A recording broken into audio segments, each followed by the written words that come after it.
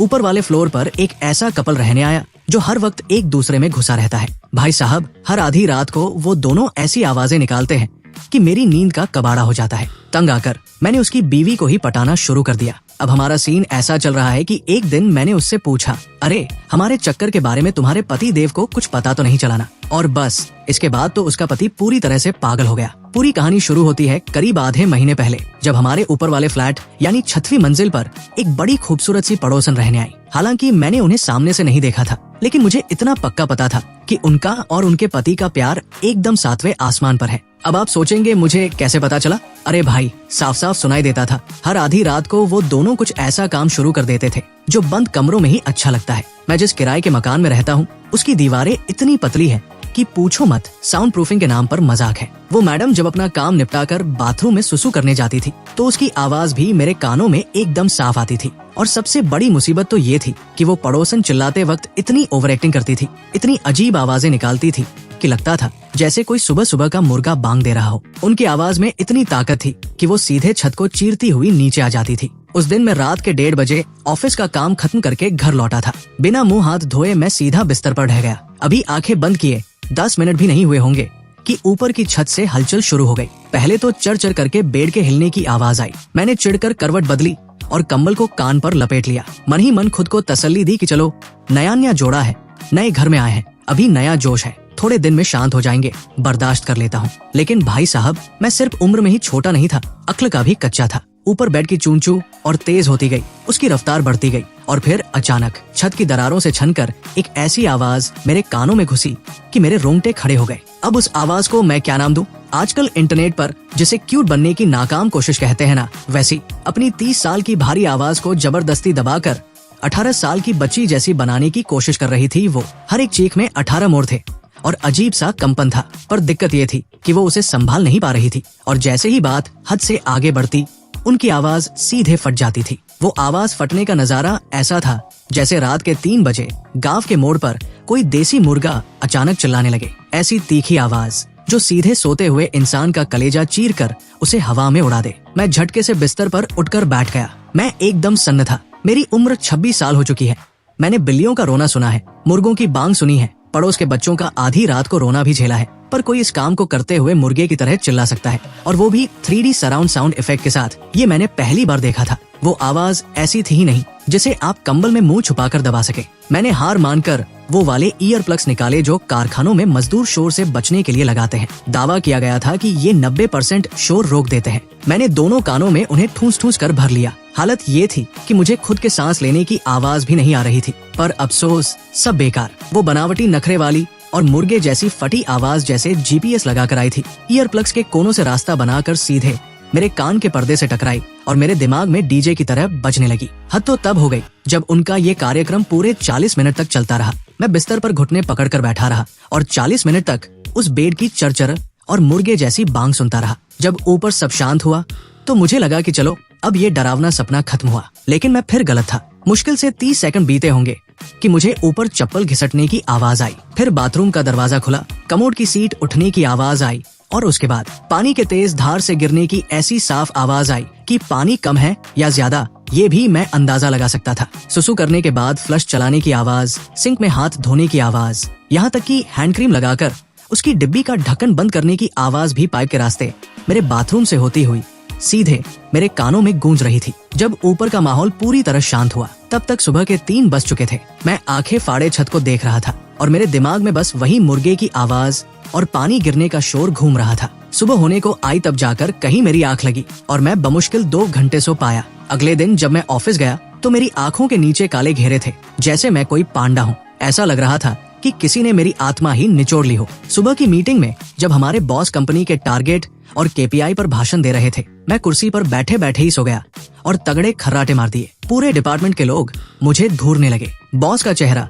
गुस्से से कढ़ाई के पीछे जैसा काला हो गया। उन्होंने सरेआम मेरी इज्जत का फालूदा बना दिया और उस महीने का मेरा पंक्चुअलिटी बोनस भी काट लिया। पूरे 500 रुपए का चूना लगा, जिससे मेरे आधे महीने के दोपहर के खाने का जुगाड़ हो जाता था। अब तो मेरे बदन में गुस्से की आग सुलग उठी। मैं अमित कुमार, एक सीधा साधा नौकरी पेशा आदमी, ना चोरी करता हूँ, ना किसी से लड़ता हूँ, दिन रात गधों की तरह खटकर 2 पैसे कमाता हूँ। मैं बस इतनी सी उम्मीद रखता हूँ कि रात को चैन की नींद सो सकूं, पर साला यहाँ वो भी नसीब नहीं। मैंने फिर भी बर्दाश्त किया। उनका ये ड्रामा हर रात ठीक टाइम पर शुरू हो जाता था। कभी रात के 1 बजे, कभी 2 बजे, तो कभी कभी हद ही हो जाती थी सुबह के 4 बजे। मैं बस सोने ही वाला होता कि ऊपर से कुकड़ू चालू हो जाता और मेरी नींद का दीवाला निकल जाता। मैंने कानों में 3-3 परतें लगाने की कोशिश की, जिससे मेरे कान के अंदर इन्फेक्शन हो गया और छूने पर भी दर्द होने लगा, पर वो तीखी आवाज नहीं रुकी। मैंने महंगे वाले हेडफोन लगाकर उसमें रिलैक्सिंग साउंड चालू किया, तो हुआ ये कि हेडफोन का म्यूजिक और ऊपर वाले मुर्गे की आवाज मिलकर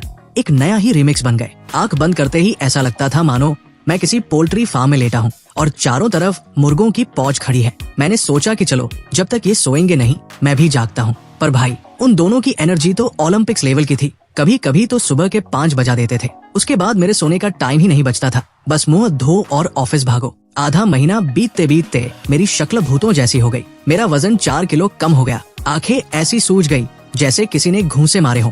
ऑफिस में सब मजाक उड़ाने लगे कि अमित भाई, रात को कोयले की खदान में काम करने जाते हो क्या, या मुर्गों को ट्रेनिंग दे रहे हो। कॉफी पी कर मेरे दिल की धड़कनें बढ़ने लगी थी। डॉक्टर को दिखाया तो उसने कहा कि तुम्हें भयंकर इंसोम्निया और कमजोरी हो गई है, ऐसे जियोगे तो शरीर जवाब दे जाएगा। उसने सोने की भारी दवाइयाँ दे दी। दवा खाकर नींद तो आ जाती, पर जैसे ही ऊपर से वो चीख निकलती, मैं झटके से जाग जाता और फिर पूरी रात करवटें बदलता रहता। आखिरकार मेरे सब्र का बांध टूट गया। कहते हैं ना कि चींटी भी दबाने पर काट लेती है, तो मैं तो फिर भी एक जीता जागता इंसान हूँ जिसकी नींद हराम हो चुकी थी। मैंने तय किया कि पहले प्यार से बात की जाए, लातों की नौबत बाद में आएगी। उस वीकेंड पर मुझे पता था कि वो दोनों घर पर ही हैं। मैंने अच्छे साफ कपड़े पहने, बाल ठीक किए और ऊपर का रुख किया। दरवाजा खटखटाया। काफी देर बाद दरवाजा बस 1 इंच खुला। सामने एक आदमी खड़ा था। उम्र यही कोई 30-32 साल, कद थोड़ा छोटा, हल्का थुलथुला शरीर, रेशमी नाइट सूट पहने था और बालों में इतना तेल था कि चमक रहे थे। दिखने में तो ठीक ठाक लग रहा था, पर उसकी आंखें थकी हुई थी। साफ पता चल रहा था कि रातों की अय्याशी ने उसका दम निकाल दिया है। यही उस घर का मालिक था, जिसका नाम मुझे बाद में पता चला, अंकित। उसने मुझे देखा तो उसकी आंखों में शक था। हाँ भाई, कौन हो, क्या काम है? मैंने अपने चेहरे पर दुनिया की सबसे झूठी और प्यारी मुस्कान लाई और बेहद इज्जत से कहा, भाई साहब नमस्कार, मैं नीचे 5वीं मंजिल पर रहता हूँ। बात ये थी कि हमारा ये जो अपार्टमेंट है ना, इसकी दीवारें थोड़ी पतली है, तो रात को जो आप लोगों की आवाजें आती हैं, अगर वो थोड़ी कम हो सके तो बड़ी मेहरबानी होगी। मैं नौकरी पेशा आदमी हूँ, आधे महीने से एक रात भी ढंग से सो नहीं पाया हूँ। मैंने अपनी बात को बहुत घुमा फिरा कर कहा ताकि उसकी मर्दानगी को ठेस ना पहुँचे और उसकी इज्जत बची रहे। अंकित का चेहरा तुरंत टमाटर जैसा लाल हो गया। वो शर्म के मारे पानी पानी हो गया। उसे समझ नहीं आ रहा था कि मुंह कहाँ छुपाए। वो फटाफट सिर हिलाते हुए बोला, अरे अरे भाई साहब, बेहद माफी चाहता हूँ, सच में हमें अंदाजा नहीं था। आगे से पूरा ध्यान रखेंगे, आवाज बिल्कुल नहीं आएगी, आप निश्चिंत रहिए। उसने बातें इतनी मीठी की और बर्ताव इतना अच्छा दिखाया कि मुझे चैन की सांस आई। मैंने सोचा, चलो इंसान भले घर का है, समझदार है। काश मैंने ये बात पहले ही बोल दी होती तो 15 दिन की नींद खराब न होती। मैंने भी 2-4 औपचारिक बातें की और मुस्कुराते हुए नीचे आ गया। आज जब मैं सोचता हूँ तो लगता है कि मैं कितना बड़ा बेवकूफ था जो इतनी जल्दी दूसरों पर भरोसा कर लेता था। खैर, उसी रात मैं बड़ी उम्मीदों के साथ जल्दी हाथ मुंह धोकर बिस्तर पर लेट गया। मन ही मन लड्डू फूट रहे थे कि चलो आज तो भाई चैन की नींद सोएगा। लेकिन नतीजा क्या निकला? रात के ठीक 1:30 बजे वही जानी पहचानी चरचर की आवाजें टाइम पर शुरू हो गई। आवाज कम होना तो दूर, वो पहले से भी ज्यादा तेज थी। भाई साहब, बेड इतनी बुरी तरह हिल रहा था कि मुझे लगा मेरी छत का प्लास्टर टूटकर मेरे ऊपर ही गिर जाएगा। और फिर वही पुरानी मुर्गे जैसी फटी आवाज पहले से भी ज्यादा लाउड और नौटंकी के साथ गूंजने लगी। इस बार तो मैडम ने हद ही पार कर दी। वो बाकायदा डायलॉग मारने लगी। मुझे नीचे एकदम साफ सुनाई दे रहा था। वो अपनी आवाज को जबरदस्ती पतली करके नखरे से चिल्ला रही थी, ओहो जानू, तुम तो बड़े हैवी ड्राइवर निकले। नीचे वो जो सिंगल लौंडा रहता है ना, वो कान लगाकर सुन रहा होगा ना। तभी ऊपर से अंकित की भी हंसने की आवाज आई। साला चौड़े होकर बोल रहा था, अरे सुनने दे साले को, सिंगल लौंडा है और कर भी क्या सकता है। मैं बिस्तर पर बैठे बैठे गुस्से में मुट्ठियां भींचने लगा। मेरे दांत किटकिटाने लगे। मैंने सोचा, अच्छा बेटा, ये चल रहा है तुम लोगों का। मैं इतनी तमीज से ऊपर आकर हाथ जोड़कर बात करके गया और तुम लोगों ने मेरी बात को मजाक समझ लिया। उल्टा मेरा ही पोपट बना रहे हो, मुझे सिंगल लौंडा बोलकर चिढ़ा रहे हो। चलो बेटा, बहुत सही, जब सीधी उंगली से ही नहीं निकलता तो उंगली टेढ़ी करनी पड़ती है। अब अमित कुमार तुम्हें तुम्हारी औकात दिखाएगा। तुम्हें शोर मचाने का बड़ा शौक है ना, पूरी दुनिया को सुनाना है ना, तो अब मैं तुम्हें ऐसा मजा चखाऊंगा कि तुम मोहल्ले में मुंह दिखाने लायक नहीं रहोगे। तुम्हारी ऐसी फजीहत करूंगा कि याद रखोगे। और इसी के साथ मेरा मिशन बदला ऑफिशियली चालू हो गया। प्लान का पहला स्टेप ये था कि मुझे इन दोनों का पूरा टाइम टेबल समझना था। खैर, पिछले आधा महीने से उनकी रात की रामलीला जबरदस्ती सुन सुनकर मुझे सब रट चुका था। ये दोनों रोज आधी रात को ठीक टाइम पर अपना मैच शुरू करते थे। इनका मैच पूरे 40 मिनट से लेकर 1 घंटे तक चलता था, ना 1 मिनट कम ना 1 मिनट ज्यादा। और जैसे ही मैच खत्म होता ठीक 30 सेकंड के अंदर वो मैडम उठकर बाथरूम की तरफ भागती थी। पहले सुसु करना, फिर हाथ धोना, फिर क्रीम पाउडर लगाना। इस पूरे तामझाम में उन्हें 10 मिनट लगते थे। और मुझे अच्छे से पता था कि हमारे इस पुराने सरकारी टाइप के अपार्टमेंट का जो बाथरूम का पाइप है वो पूरी बिल्डिंग का एक ही है। प्लास्टिक का खोखला पाइप था जिसमें साउंड प्रूफिंग का नामो निशान नहीं था। ऊपर के बाथरूम की फुसफुसाहट भी नीचे साफ आती थी। जब मुझे इस खुफिया राज का पता चला ना, तो मेरे चेहरे पर एक शैतानी मुस्कान आ गई। मैंने सोचा, बेटा अब आया ऊंट पहाड़ के नीचे, अब आएगा मजा। मैंने उसी दोपहर ऑफिस से आधे दिन की छुट्टी ली और सीधा सदर बाजार पहुंच गया। वहां से मैंने 80 रुपए में एक बड़ा वाला लाउड स्पीकर खरीदा। चार्जेबल था, 8 घंटे की बैटरी लाइफ थी और आवाज इतनी कड़क कि अगर फुल कर दो तो पूरी गली जाग जाए। सबसे बढ़िया बात ये थी कि उसमें रिकॉर्डिंग का फीचर भी था और आवाज एकदम साफ और दूर तक जाने वाली थी। मेरे प्लान के लिए ये आइटम एकदम परफेक्ट था।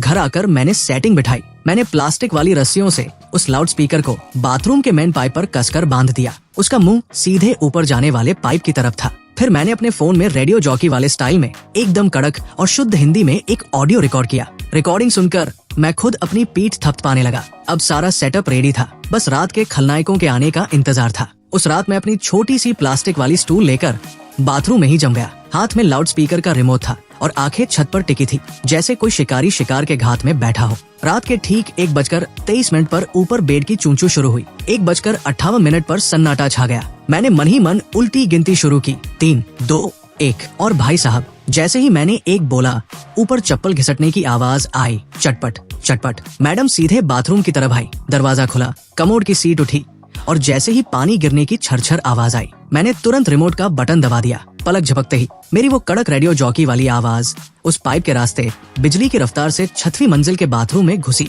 और पूरे बाथरूम में गूंज उठी। देवियों और सज्जनों, रात के इस खास प्रोग्राम में आप सभी का स्वागत है। पेश है मैडम डिम्पल का बाथरूम लाइव ब्रॉडकास्ट। जैसा कि हम देख पा रहे हैं, हमारी खिलाड़ी डिम्पल जी अपनी सीट पर पोजीशन ले चुकी है। वो काफी फॉर्म में लग रही है और ये पानी की धार शुरू हो चुकी है। स्पीड एकदम बढ़िया है, फ्लो में कोई कमी नहीं है। तालियां बजती रहनी चाहिए दोस्तों। बहुत बढ़िया, शानदार। डिम्पल जी अपने इस मिशन को कामयाबी से पूरा करने के करीब है और ये मिशन पूरा हुआ। आइए हम सब मिलकर डिम्पल जी को इस ऐतिहासिक कामयाबी पर बधाई दे। भाई, मैंने इस रिकॉर्डिंग के पीछे बाकायदा बैकग्राउंड म्यूजिक भी डाला था। हुंटिंग करने वाली भीड़ की आवाजें, सीटियां और जोरदार तालियों का शोर, पूरा माहौल एकदम स्टेडियम जैसा बना दिया था। हालत ये थी कि पूरे अपार्टमेंट की सीढ़ियों तक में ये आवाज गूंज रही थी। तो सोचो उस छोटे से बाथरूम के अंदर बैठी डिम्पल का क्या हाल हुआ होगा। मैं नीचे बैठा सब सुन रहा था। जैसे ही मेरा लाउड स्पीकर बजा, ऊपर पानी गिरने की आवाज बीच में ही ऐसे रुकी जैसे किसी ने ब्रेक मार दिया हो और उसके अगले ही पल ऊपर से एक ऐसी चीख निकली कि भाई साहब, मेरे बाथरूम का बल्ब बाल बाल फूटने से बचा। वो आवाज उस मुर्गे की बांग से भी 10 गुना तेज थी। फिर ऊपर धड़ाम से कुछ गिरने की आवाज आई। शायद मैडम हड़बड़ाहट में फिसल कर गिर पड़ी थी। इसके बाद तो ऊपर तमाशा शुरू हो गया। डिम्पल रोते हुए चिल्ला रही थी और अंकित गुस्से में गालियां बक रहा था। पूरा रायता फैल चुका था। मैं नीचे अपनी स्टूल पर बैठा, मुंह पर हाथ रखकर अपनी हंसी रोकने की कोशिश कर रहा था। मारे हंसी के मेरा पूरा बदन हिल रहा था। आंखों में पानी आ गया और पेट में बल पड़ गए। भाई, जो मजा आया ना, वो शब्दों में बयां नहीं हो सकता। पिछले 15 दिनों का सारा गुस्सा, सारी भड़ास एक झटके में बाहर निकल गई। मैंने मन ही मन कहा, और करो सुसु और सुनाओ सबको अपनी कमेंट्री और बोलो मुझे सिंगल लौंडा। अब भुगतो सालो, हो गई ना तुम्हारी इज्जत नीलाम। उस रात ऊपर सुबह तक पंचायत चलती रही। डिम्पल लगातार रोए जा रही थी कि कोई हमें देख रहा है, कोई भूत है। मैं अब किसी को मुंह दिखाने लायक नहीं रही। अंकित वहाँ चीजें फेंक फेंक कर गुस्सा निकाल रहा था, लेकिन उन दोनों की इतनी हिम्मत नहीं हुई कि नीचे आकर मुझसे कुछ बोले। बोलते भी कैसे, आखिर थूके हुए को चाटते कैसे।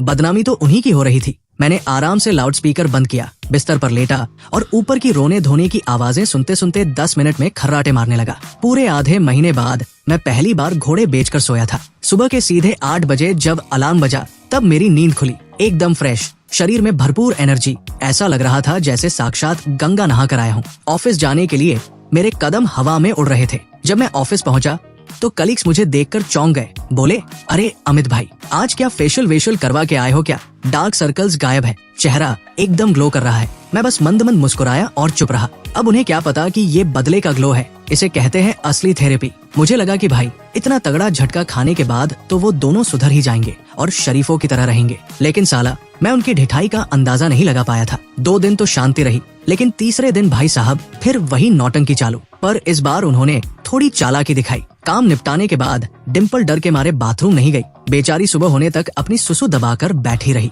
लेकिन वो बेड की चूं चूं और उनकी वही आदत से मजबूर फटी आवाज में कोई कमी नहीं आई। बल्कि इस बार तो वो और जानबूझकर जोर जोर से आवाजें निकाल रहे थे, जैसे मुझे खुली चुनौती दे रहे हों कि कर ले भाई जो करना है। मैंने कहा, अच्छा बेटा, मतलब पहला डोज हल्का रह गया, तुम्हें बात समझ में नहीं आई? कोई बात नहीं, अमित कुमार के तर्कश में तीरों की कमी नहीं है। तुम्हारे हर मर्ज की दवा है मेरे पास। अब मिशन बदला का पार्ट 2 चालू करने का वक्त आ गया था। इस बार मैंने उनके गढ़ पर हमला करने की सोची, यानी उनका बेडरूम। मैंने पहले ही नापतोल कर लिया था कि उनका बेड ठीक मेरे बेडरूम के बेड के ऊपर है, एकदम आमने सामने। इस पुरानी बिल्डिंग का जो लैंटर था वो वाइब्रेशन को इतनी तेज ट्रांसफर करता था कि ऊपर का बेड हिलने पर मेरी छत कांपती थी। पहले मुझे ये आफत लगती थी, पर अब ये मेरा सबसे बड़ा हथियार बनने वाला था। मैंने अपनी अलमारी खंगाली और वो मसाज गन निकाली जो मैंने जिम के दिनों में मसल्स के दर्द के लिए खरीदी थी। हैवी ड्यूटी मशीन थी, उसमें 9 गियर थे। अगर 9वें गियर पर चला दो तो हाथ सुन्न हो जाए और बैटरी ऐसी की पूरी रात चलती रहे। पहले मैं इससे अपनी पीठ का दर्द ठीक करता था,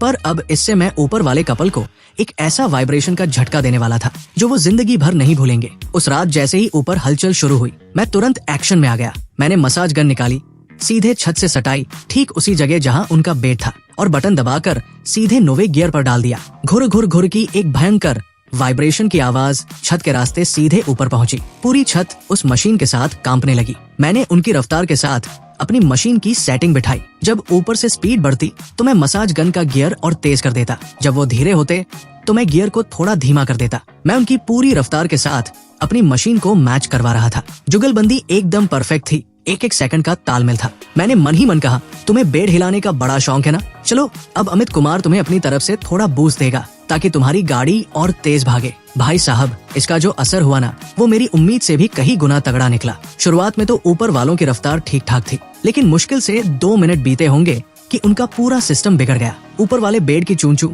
और नीचे से मेरी मसाज गन की घुर घुर मिलकर ऐसा गजब का डीजे मिक्स बनी के लगा पूरी बिल्डिंग अभी ढह जाएगी। माहौल एकदम अजीब हो गया था। और फिर क्या था, ऊपर जो मैडम नखरे वाली आवाज निकाल रही थी, उनका सुरताल सब बिगड़ गया। पहले जो वो नजाकत से चिल्ला रही थी, अब उनकी आवाज डर के मारे बुरी तरह फट चुकी थी। ये आवाज मजे वाली नहीं थी, बल्कि ऐसा लग रहा था जैसे किसी ने उनके पीछे करंट लगा दिया हो। अभी 5 मिनट भी नहीं हुए होंगे कि ऊपर का सारा खेल एकदम से ठप हो गया। बेड का हिलना बंद और मैडम की आवाज भी गायब। मैंने तुरंत मसाज गन बंद की और अपना कान सीधे छत से सटा दिया। ऊपर से डिम्पल की चिड़ी हुई आवाज आ रही थी। वो अंकित पर भड़कते हुए बोली, अरे तुम रहने ही दो, तुम्हारे बस का कुछ नहीं है। ये बीच में क्या तमाशा हो रहा है? इस पर अंकित भी खिसिया गया और अपनी आवाज दबाकर गुस्से में चिल्लाया, मुझे क्या पता साला, इस खटारा बिल्डिंग को क्या बीमारी है, इतना कांप रही है कि मेरा सारा मूड ही किरकिरा हो गया। बस फिर क्या था, दोनों एक दूसरे पर दोष मढ़ने लगे और उनके बीच भयंकर लड़ाई शुरू हो गई। बात इतनी बढ़ गई कि ऊपर से सामान फेंकने की आवाजें आने लगी। मैं नीचे अपने बिस्तर पर लेटा हुआ कंबल में मुंह छुपाकर ऐसे हंसा कि लोटपोट हो गया। भाई साहब, हंसते हंसते मेरी सांस अटक गई थी। मैंने अपनी पूरी जिंदगी में किसी की इतनी मजेदार और कड़क फजीहत नहीं की थी। मन ही मन बोला, मसाज गन, तुम तो सच में चमत्कारी चीज हो। उस रात ऊपर दोनों सुबह तक लड़ते रहे। दोबारा उनका मैच चालू नहीं हो पाया और इस तरह मैंने एक और चैन की नींद ली। अगले दिन सुबह जब मैं ऑफिस के लिए निकला तो सीढ़ियों पर ठीक मेरे सामने अंकित आ गया। साले की शक्ल देखने लायक थी। आंखों के नीचे मोटे मोटे काले घेरे, चेहरा पीला पड़ा हुआ और पैर ऐसे डगमगा रहे थे जैसे सुबह सुबह ही चढ़ा कर आया हो। उसकी आंखों में भयंकर गुस्सा भरा था। साफ दिख रहा था कि रात को नींद भी पूरी नहीं हुई और ऊपर से भड़ास भी अंदर ही दबी रह गई थी। मुझे देखते ही उसने अपनी आंखें बड़ी की और मुझे घूरने लगा। मैंने क्या किया? मैंने दुनिया का सबसे मासूम और सीधा सा चेहरा बनाया, एक प्यारी सी मुस्कान दी और खुद आगे बढ़कर बोला, और अंकित भाई, गुड मॉर्निंग, सब बढ़िया? वो गुस्से में अपने दांत पीस कर रह गया। मुंह से एक शब्द नहीं निकला। आखिर में उसने मुझे एक जहरीली नजरों से घूरा, पैर पटका और नीचे चला गया। मैं उसकी पीठ को देखता रहा और मेरी हंसी छूटने ही वाली थी। मैंने सोचा, क्यों भाई, जब तुम दोनों शोर मचाकर मेरी नींद खराब कर रहे थे तब तो बड़ा मजा आ रहा था। अब मैंने तुम्हारी लव लाइफ में थोड़ा सा तड़का क्या लगा दिया तो मिर्ची लग गई। अरे अभी तो ये शुरुआत है। अगर सीधे नहीं हुए ना तो मेरे पास ऐसे ऐसे खतरनाक जुगाड़ है कि तुम पानी मांगते फिरोगे, पर जैसा कि मुझे शक था, वो दोनों बड़े ही ढीठ और चालू किस्म के निकले। मसाज गन वाले कांड के बाद उनकी आधी रात को खुराफात करने की हिम्मत तो नहीं हुई, लेकिन अब उन्होंने नया पैंतरा बदला लेने का पैंतरा। उन्होंने अब दिन के समय परेशान करना शुरू कर दिया। मेरी नौकरी तो वही सुबह से रात वाली थी। दिन भर ऑफिस में सड़ो और रात को घर आओ, बस वीकेंड पर थोड़ा आराम मिलता था। उन दोनों ने इस टाइमिंग को बिल्कुल सेट कर लिया। जब मैं ऑफिस में होता तो ऊपर का फ्लैट एकदम शांत रहता, जैसे कोई भूतिया बंगला हो। लेकिन जैसे ही मैं शाम को घर लौटता या वीकेंड पर दिन में सोने की कोशिश करता, ऊपर का तांडव चालू हो जाता। मैडम घर के अंदर ऊंची हील वाली सैंडल पहनकर खटखट चट ऐसे घूमने लगती जैसे कोई घोड़ा दौड़ रहा हो। एक सेकंड के लिए भी नहीं रुकती थी। कभी भारी भारी अलमारियां और सोफे इधर से उधर घसीटे जाते, घड़ाम की आवाज आती। ऐसा लगता था कि फर्श को चीरकर नीचे आ जाएंगे। कभी रस्सी कूदने लगते तो कभी बास्केटबॉल टपकाने लगते। वो हर एक टप्पा सीधे मेरे सिर पर आके लगता था। हद तो तब हो गई जब उन्होंने घर में फुल आवाज पर वो एकदम घटिया वाले बकवास गाने बजाने शुरू कर दिए। बेस इतना तेज था कि मेरे घर का पंखा और झूमर हिलने लगते थे। मैं 2 बार ऊपर उनसे बात करने गया, पर साले इतने शातिर थे कि दरवाजा ही नहीं खोलते थे। अंदर ऐसे दुबक जाते जैसे घर में कोई है ही नहीं। मैंने अपार्टमेंट के एसोसिएशन में शिकायत करनी चाहिए, पर पुराना अपार्टमेंट था, कोई ढंग की कमेटी नहीं थी। बस एक बूढ़े चौकीदार दादा थे, उनके बस का कुछ था नहीं। मैंने पुलिस को भी फोन किया। पुलिस आई तो वो दोनों इतने शरीफ बन गए, हाथ जोड़कर बोले कि सर आगे से ध्यान रखेंगे। पुलिस के जाते ही उन्होंने वॉल्यूम और तेज कर दिया। साफ बात थी, वो घी सीधी उंगली से नहीं बल्कि उंगली टेढ़ी करने पर भी लातों से मानने वाले नहीं थे। वो मुझसे आर पार की लड़ाई लड़ने के मूड में थे। मैंने भी कह दिया, ठीक है बेटा, अगर तुम्हें यही खेल खेलना है तो अमित भी मैदान में खड़ा है। मेरे पास तरकीबों का पूरा गोदाम है। अभी मैं उनकी इस नई हरकत का जवाब ढूंढ ही रहा था कि मुझे इस जंग में एक बहुत ही मजबूत साथी मिल गई। उस दिन मैं ऑफिस से थकाहारा लौटा तो नीचे ग्राउंड फ्लोर पर मुझे 4थी मंजिल वाली एक लड़की मिली। मैंने उसे पहले भी कुछ बार सीढ़ियों पर देखा था। बड़ी शांत, शालीन और दिखने में काफी अच्छी थी। जब भी हम मिलते बस एक छोटी सी स्माइल देकर निकल जाते थे। कभी बात नहीं हुई थी, पर आज उसने खुद मुझे आवाज दी। उसके हाथ में एक जूस का ग्लास था और वो थोड़ी झिझकते हुए बोली, अरे सुनिए, आप 5वीं मंजिल वाले अमित जी ही है ना? मैं नीचे 4थी मंजिल पर रहती हूँ। मेरा नाम स्वाति है। मैं थोड़ा हैरान हुआ, फिर सिर हिलाकर बोला, हाँ जी नमस्कार। कोई काम था क्या? उसने आसपास देखा, तसल्ली की कि कोई सुन तो नहीं रहा, फिर अपनी आवाज धीमी करके बोली, मुझे बस ये पूछना था कि ऊपर 6वीं मंजिल वाले जो हैं, क्या वो रात को आपको भी सोने नहीं देते? ये सुनते ही मेरी आंखों में चमक आ गई। भाई साहब, दिल को जो सुकून मिला कि चलो इस नरक में तड़पने वाला मैं अकेला पापी नहीं हूँ। मैंने तुरंत हाँ में सिर हिलाया। अरे मत पूछिए मैडम, मेरी तो जिंदगी हराम कर रखी है उन्होंने। क्या आपको भी आवाज आती है? स्वाति ने एक बेबसी भरी मुस्कान दी और बोली, आने की बात छोड़िए, मैं वर्क फ्रॉम होम करती हूँ, डिजाइनर हूँ। दिन भर घर पर रहकर काम करना पड़ता है। वो लोग दिन में ऐसा हुड़दम मचाते हैं, कभी कूदते हैं तो कभी तेज म्यूजिक बजाते हैं। मेरा काम करना दूभर हो गया है। रात को भी सो नहीं पाती। आधा महीना हो गया मैं अपनी क्लाइंट की फाइल्स तक पूरी नहीं कर पा रही हूँ। बॉस से कितनी बार डांट खा चुकी हूँ। वो थोड़ी देर रुकी, फिर उसकी आंखों में एक शरारती चमक आई और हंसते हुए बोली, वैसे कुछ दिन पहले बाथरूम में जो वो लाइव कमेंट्री हुई थी और वो जो छत पर वाइब्रेशन वाला सीन हुआ था, वो सब मैंने सुना था। भाई साहब, क्या धोया है आपने उन्हें? मजा आ गया। सुनकर मेरा चेहरा शर्म से थोड़ा लाल हो गया, पर अंदर ही अंदर मुझे अपनी टीम मिल चुकी थी। मुझे पता चल गया कि सिर्फ मैं ही उस अजीब जोड़े से परेशान नहीं था, बल्कि पूरी बिल्डिंग उनके चक्कर में खून के आंसू रो रही थी। उस दिन मेरी और स्वाति की नीचे सीढ़ियों पर आधे घंटे से ज्यादा बात हुई। जैसे जैसे बात आगे बढ़ी, हमारी ट्यूनिंग एकदम मैच हो गई। हम दोनों ही बाहर के रहने वाले थे। इस शहर में नौकरी और करियर बनाने आए थे। इस पुराने अपार्टमेंट में सिर्फ इसलिए किराए पर रह रहे थे ताकि थोड़े पैसे बच सके और ऑफिस पास पड़े। पर किस्मत देखो, ऐसे नमूने पड़ोसी मिल गए जिन्होंने जीना मुश्किल कर रखा था। कहते हैं ना, जब दो दुखी दिल मिलते हैं तो रिश्ता गहरा हो जाता है। सबसे बड़ी बात ये हुई कि हम दोनों ने ठान लिया कि अब और बर्दाश्त नहीं करना है। दोनों मिलकर इन दोनों हुड़दंगी पड़ोसियों को यहाँ से बोरिया बिस्तर समेटकर भगाने का प्लान बनाएंगे। अब जब मेरे साथ एक पार्टनर आ गई थी तो मेरा हौसला दुगना हो गया। और तो और स्वाति ने मुझे बिल्डिंग के बाकी लोगों के बारे में कुछ ऐसी अंदर की खबरें दी जिससे मेरा दिमाग खुल गया। स्वाति ने बताया कि 3री मंजिल पर एक लड़का रहता है, राहुल। वो सरकारी नौकरी की तैयारी कर रहा है, दिन रात घर में पड़ता है। ऊपर के शोर की वजह से वो इतना डिप्रेशन में आ चुका है कि 2-4 बार तो ऊपर जाकर उनका सिर फोड़ने का मन बना चुका था। हमारे सामने रहने वाली संतोषी आंटी, जो पहले सरकारी दफ्तर में बड़ी अफसर थी और अब रिटायर्ड है, वो बेचारी अकेले रहती है। उनका बेटा बहू बाहर रहते हैं। उन्हें ब्लड प्रेशर की बीमारी है नींद वैसे ही कम आती है और ऊपर वालों के ड्रामे की वजह से उन्हें रोज नींद की गोलियां खानी पड़ रही है। वो तो उनसे भयंकर चिढ़ी हुई है। यहाँ तक कि ग्राउंड फ्लोर पर जो किराने की दुकान वाले शर्मा अंकल है, उनका पोता अभी सिर्फ 1 महीने का है। ऊपर की धड़ाम धुड़ूम से वो बच्चा चौंक कर रोने लगता है, ढंग से सो नहीं पाता। इस चक्कर में शर्मा अंकल की बहू इतनी तनाव में है कि उसकी तबीयत खराब हो गई है। पूरी शर्मा फैमिली उन दोनों को दिन रात कोसती रहती है। भाई साहब, मैं तो अभी तक ये सोच रहा था कि सिर्फ मैं ही इस नरक की आग में जल रहा हूँ, पर यहाँ तो पूरी की पूरी बिल्डिंग ही उन दोनों नमूनों से त्रस्त थी। बस दिक्कत ये थी कि सब यही सोचते थे कि कौन लफड़े में पड़े अपनी बला से, इसलिए कोई आगे नहीं आ रहा था। अब जब मैंने कमान संभाली थी तो बाकी सब भी एक झंडे के नीचे आने को तैयार हो गए। उसी रात स्वाति की मदद से हम सब ने व्हाट्सएप पर एक ग्रुप बनाया। ग्रुप का नाम बड़ा धांसू रखा, शोर शराबा विरोधी मोर्चा। इस ग्रुप में मैं था, स्वाति थी, पढ़ाई करने वाला राहुल था, संतोषी आंटी थी और नीचे दुकान वाले शर्मा अंकल थे। हम पांचों का मकसद अब एक ही था, 6वीं मंजिल के इन बदतमीज मकान मालिकों को यहाँ से खदेड़ बाहर करना। जैसे ही ये मोर्चा बना, मुझे पूरा भरोसा हो गया कि अंकित और डिम्पल, बेटा अब तुम्हारे उल्टे दिन शुरू हो चुके हैं। मोर्चा बनने के बाद जो सबसे पहला काम हमने किया वो था सबूत इकट्ठा करना। संतोषी आंटी पुरानी अफसर थी, उन्हें कायदे कानून की अच्छी समझ थी। उन्होंने साफ कह दिया कि चाहे पुलिस के पास जाओ, मकान मालिक के पास जाओ या कोर्ट जाओ, बिना पक्के सबूत के कोई तुम्हारी बात नहीं सुनेगा। मुहजबानी बातों की कोई वैल्यू नहीं है। बस फिर क्या था, हम सब ने काम आपस में बांट लिया। मेरी जिम्मेदारी थी कि रात को होने वाले उनके तमाशे और दिन में जानबूझकर जो वो शोर मचाते हैं उसकी ऑडियो और वीडियो रिकॉर्डिंग करना। स्वाति और राहुल का काम था कि वो जब जब शोर मचाएं उसका पूरा टाइम और तारीख एक डायरी में नोट करें, ताकि एक पूरा चार्ट तैयार हो सके जो देखने में एकदम सॉलिड लगे। और संतोषी आंटी की जिम्मेदारी थी कि वो सोसाइटी और आसपास के दफ्तरों में जाकर उनके बारे में जानकारी जुटाना कि यहाँ का मकान मालिक कौन है और उसका कॉन्टैक्ट नंबर क्या है। हमारे शर्मा अंकल की ड्यूटी लगी कि वो नीचे दुकान पर बैठकर दोनों पर पैनी नजर रखेंगे कि दिन भर में ये दोनों किससे मिलते हैं, कब बाहर जाते हैं और कब वापस आते हैं। भाई साहब, सच कहते हैं कि एकता में बड़ी शक्ति होती है। मुश्किल से 3 दिन बीते होंगे कि हमारे पास सबूतों का पूरा पहाड़ इकट्ठा हो गया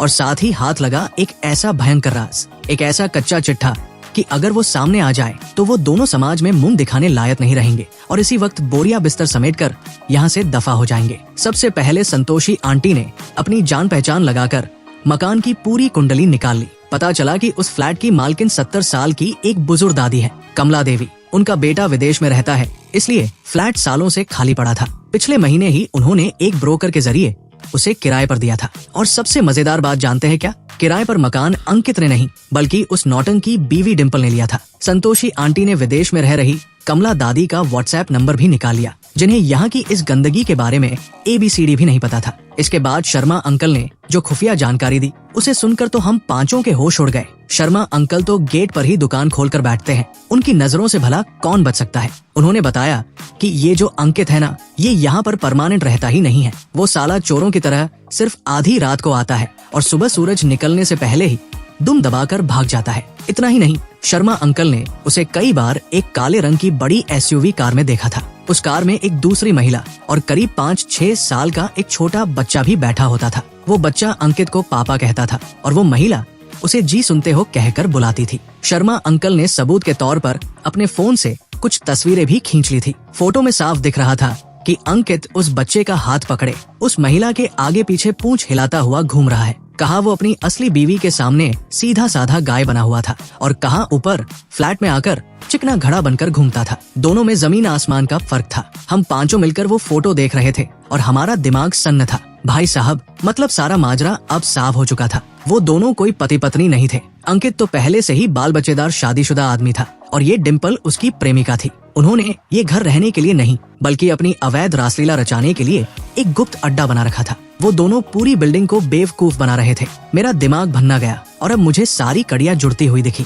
तभी मैं सोचूं कि साले सिर्फ आधी रात को ही क्यों जागते हैं और दिन में घर पर क्यों नहीं दिखते। उन्हें डर था कि कोई जान पहचान वाला उन्हें देख ना ले। तभी उन्हें पड़ोसियों के आराम की कोई परवाह नहीं थी, क्योंकि उन्हें यहाँ परमानेंट तो रहना नहीं था, बस हफ्ते में 2 दिन आकर गुलछरे उड़ाने थे। तभी साला अंकित उस दिन नीचे आकर मुझसे मीठी मीठी बातें कर रहा था और पीठ पीछे मुझे सिंगल लौंडा कहकर ताने मार रहा था। खुद बाहर मुंह मार रहा था और अपनी इस घटिया हरकत पर उसे बड़ा घमंड था। और उस डिम्पल की तो बात ही मत करो, जानते हुए भी कि सामने वाला शादीशुदा है, बच्चे का बाप है उसके साथ यहाँ आकर मजे लूट रही थी और पूरी बिल्डिंग की नाक में दम कर रखा था। सच में इन लोगों की चमड़ी तो भैंस की खाल से भी ज्यादा मोटी थी। मैं गुस्से से कांपने लगा। पहले तो मुझे लग रहा था कि वो सिर्फ बदतमीज पड़ोसी है जिन्हें तमीज नहीं है, पर अब समझ आया कि ये तो पूरी तरह से गिरे हुए और बिना जमीर के लोग हैं। शरीफ लोगों की सोसाइटी में आकर ऐसा गंदा काम कर रहे थे और ऊपर से दूसरों का सोना जागना हराम कर रखा था। इससे ज्यादा नीच हरकत और क्या होगी। संतोषी आंटी का तो गुस्से के मारे हाथ कांप रहा था। उन्होंने व्हाट्सएप ग्रुप पर मैसेज डाला, बहुत ही घटिया और बकवास हरकत है। अगर उस भोली मकान मालिक दादी को इस बात का पता चलाना तो वो सदमे में आ जाएंगी। उनके इतने अच्छे घर को इन लोगों ने अय्याशी का अड्डा बना दिया। पढ़ाई करने वाला राहुल भी भड़क उठा। तभी मैं सोचूं कि ये साले रात रात भर कौन सी पढ़ाई करते हैं। इनकी इस काली करतूत की वजह से मेरी पढ़ाई का सत्यानाश हो गया। मेरा पूरा करियर दाव पर लग गया है। शर्मा अंकल ने तो सीधे काम की बात कही। अरे अमित बेटा, सीधे इसकी असली बीवी को खबर करो। इसके घर में ऐसा धमाका करो कि ये बाहर गुलछर्रे उड़ाना भूल जाए। फिर देखते हैं इसके अंदर कितना दम है। स्वाति ने मेरी तरफ देखा और पूछा, अमित अब तुम ही बताओ क्या करना है। हमारे पास सारे पक्के सबूत हैं। सीधे मकान मालिक को बताएं या फिर। मैंने अपने फोन में वो तस्वीरें देखी और ग्रुप पर आ रहे सब लोगों के गुस्से वाले मैसेज पढ़े। मेरे चेहरे पर एक शैतानी और मजेदार मुस्कान आ गई। मैंने कहा, अब क्या करना है? अब तो ऐसा तमाशा होगा जो ये दोनों अपनी आखिरी सांस तक नहीं भूलेंगे। इन्हें एडवेंचर करने का बड़ा शौक है ना, तो अब अमित कुमार इन्हें एक ऐसा सरप्राइज गिफ्ट देगा कि इनके तोते उड़ जाएंगे। मैंने अपना मास्टर प्लान बनाया जिसके 3 स्टेप थे। पहला स्टेप, अंकित के अपने घर में एक ऐसा बारूद लगाना जिससे उसके खुद के घर में महाभारत शुरू हो जाए और उसका यहाँ आने का सारा भूत उतर जाए। दूसरा स्टेप, मकान मालिक कमला दादी को सारे वीडियो और फोटो भेजकर सच्चाई बताना ताकि वो तुरंत इस फ्लैट को खाली करवाएं और इनका ये अड्डा हमेशा के लिए बंद हो जाए। तीसरा स्टेप और जो सबसे मजेदार और आखिरी स्टेप था, इन दोनों को रंगे हाथों पकड़वाना ताकि पूरी सोसाइटी के सामने इनकी इज्जत का कबाड़ा हो जाए और ये यहाँ दोबारा पैर रखने की हिम्मत भी ना करे। प्लान सुनते ही हमारी शोर शराबा विरोधी मोर्चा की टीम ने तुरंत हरी झंडी दे दी। सब बोले, डन है भाई, अभी शुरू करो। तो सबसे पहले स्टेप पर काम शुरू हुआ, अंकित के घर में आग लगाना। ये काम मैंने अपने जिम्मे लिया। शर्मा अंकल की बदौलत मुझे अंकित का पूरा शेड्यूल पता चल चुका था। वो रोज रात को करीब 10 साढ़े 10 बजे अपनी कार लेकर आता था, पर बदनामी के डर से कार को सोसाइटी के अंदर नहीं लाता था, बल्कि सामने वाली मेन सड़क के किनारे अंधेरे में खड़ी कर देता था और सुबह 5 बजे होते ही चुपचाप गाड़ी स्टार्ट करके ऑफिस के लिए निकल जाता था। शर्मा अंकल ने उसकी कार का नंबर और उसके आने जाने का रास्ता सब अच्छे से नोट करवा दिया था। मैं उसी दोपहर स्टेशनरी की दुकान पर गया और वहाँ से कुछ ऐसी चीजें खरीदे जो मेरा काम आसान कर दे। मैंने ढेर सारे रंग बिरंगे, चमकीले और दिल के शेप वाले कार्टून स्टिकर खरीदे जिन पर बड़े बड़े अक्षरों में लिखा था, आई लव यू जानू। मेहनती बाबू के लिए ढेर सारा प्यार और खूब सारे गुलाबी रंग के किस करने वाले इमोजी बने थे। ये स्टिकर इतने भड़कीले थे कि कोई काना भी 10 मीटर दूर से देख ले। इसके साथ ही मैंने एक वो लड़कियों वाला फैंसी स्टिकर भी खरीदा जिस पर लिखा था, पापा की परी की सवारी, कृपया दूरी बनाए रखें। ये स्टिकर गुलाबी और चमकीला था, एकदम आंखों में चुभने वाला। उस रात हमेशा की तरह अंकित ने अपनी कार सोसाइटी के बाहर सड़क किनारे पार्क की। रात के करीब 3 बजे जब ऊपर की उछल कूद शांत हुई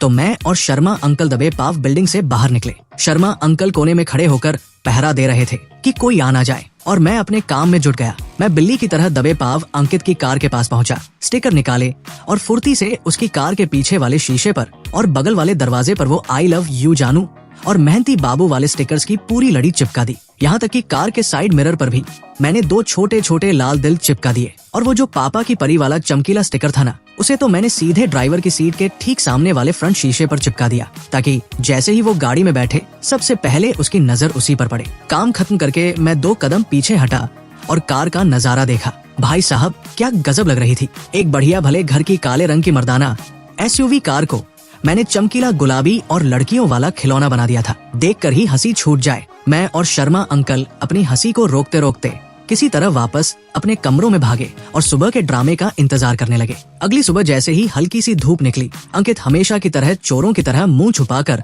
बिल्डिंग से निकला और अपनी कार के पास पहुंचा। हम सब पहले से ही खिड़कियों पर दूरबीन लगाए बैठे थे। हमने देखा कि अंकित जैसे ही ड्राइवर सीट पर बैठने गया, उसकी नजर सामने वाले भड़कीले स्टिकर पर पड़ी। उसके पैर वही थम गए। उसने आसपास देखा और घबराकर पागलों की तरह उसे अपने हाथों से खुरचने लगा। लेकिन भाई, अमित ने जो स्टिकर खरीदे थे वो फेविकोल के जोड़ से भी मजबूत थे। स्टिकर का कागज तो हाथ में आ गया, पर उसकी मजबूत गोंद वही शीशे पर चिपक कर रह गई, जो साफ ही नहीं हो रही थी। वो जितना साफ करने की कोशिश करता, शीशा उतना ही गंदा और धुंधला होता जा रहा था। आखिर में गुस्से और बौखलाहट में उसने स्टीयरिंग व्हील पर जोर से मुक्का मारा। हम सब खिड़कियों के पीछे छिपे अपनी हंसी रोक रहे थे। पेट में बल पड़ गए थे हमारे। लेकिन ये तो बस ट्रेलर था मेरे भाई, असली पिक्चर तो अभी बाकी थी। अंकित ने काफी देर तक माथा पच्ची की, पर जब स्टिकर साफ नहीं हुआ और सुबह के उजाले में लोग सड़क पर आने जाने लगे तो उसे डर लगा कि कोई देख ना ले। वो मजबूरी में उसी गुलाबी और दिल वाले स्टिकर से सजी कार को लेकर अपना मुंह छुपाकर वहाँ से रफू चक्कर हो गया। अब आगे क्या हुआ होगा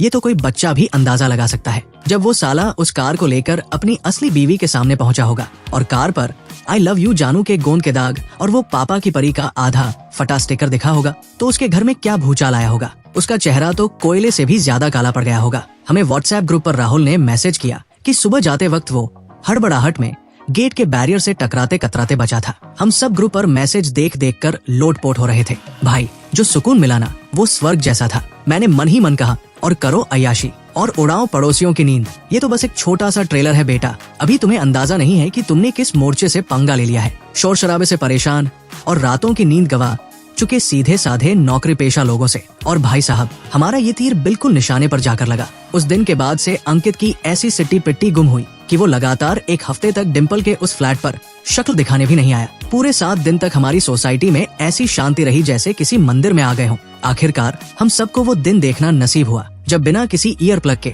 बिना कानों में रुई ठूंसे हम सब अपने अपने बिस्तरों पर चैन से सो सके। हमने वो सुकून की नींद ली जिसका सपना हम पिछले कई हफ्तों से देख रहे थे। मैं रोजाना पूरे 8 घंटे की नींद लेने लगा। अब सुबह जब मैं ऑफिस जाता तो मेरे अंदर गजब की एनर्जी होती थी। यहाँ तक कि हमारे बॉस ने भी मीटिंग में मेरी तारीफ की। बोले कि अमित का काम आजकल बहुत शानदार चल रहा है। उन्होंने तो मेरी सैलरी बढ़ाने तक की बात कह दी। सबके चेहरों पर मुस्कान थी। हम सब ने राहत की सांस ली और सोचा कि चलो अब ये आफत टल गई। अंकित अब यहाँ आने की हिम्मत नहीं करेगा और वो डिम्पल भी अकेले क्या ही हुड़दम मचाएगी।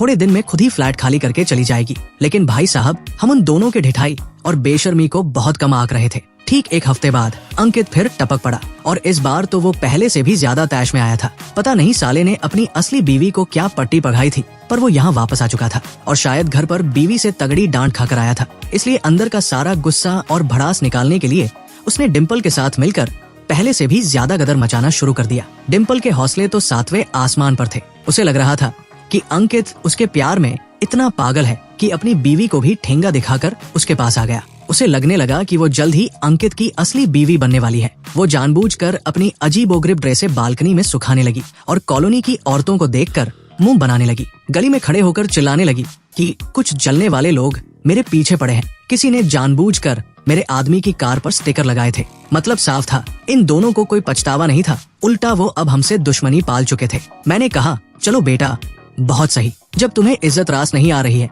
और खुद चलकर बंदूक के आगे आना है तो अमित भी तुम्हें निराश नहीं करेगा। अब हमारे प्लान का दूसरा और तीसरा स्टेप एक साथ चालू होने वाला था। सबसे पहले दूसरा स्टेप, मकान मालिक से संपर्क। संतोषी आंटी ने बिना देर किए विदेश में बैठी मकान मालिक कमला दादी को सीधे व्हाट्सएप पर वीडियो कॉल मिलाया। संतोषी आंटी पुरानी अफसर थी। उन्होंने बिना किसी लाग लपेट के एकदम पॉइंट टू पॉइंट सारी बात कमला दादी के सामने रख दी। उन्होंने दादी को बताया कि कैसे डिम्पल और अंकित ने उनके भले घर को अय्याशी का अड्डा बना रखा है। इसके साथ ही उन्होंने हमारे पास मौजूद शोर शराबे की ऑडियो वीडियो रिकॉर्डिंग और अंकित की उसकी असली बीवी बच्चे वाली तस्वीरें दादी को फॉरवर्ड कर दी। कमला दादी ने जैसे ही ये सब देखा और सुना, उनका गुस्सा 7वें आसमान पर पहुंच गया। वो एक संस्कारी और ऊंचे विचारों वाली महिला थी। उन्हें अपनी इज्जत और घर की साख सबसे प्यारी थी। वो इस बात को बर्दाश्त नहीं कर पाई कि उनके साफ सुथरे घर में ऐसा गंदा काम चल रहा है जिसकी वजह से पूरी बिल्डिंग के लोग उन्हें कोस रहे हैं। गुस्से के मारे वो कांपने लगी।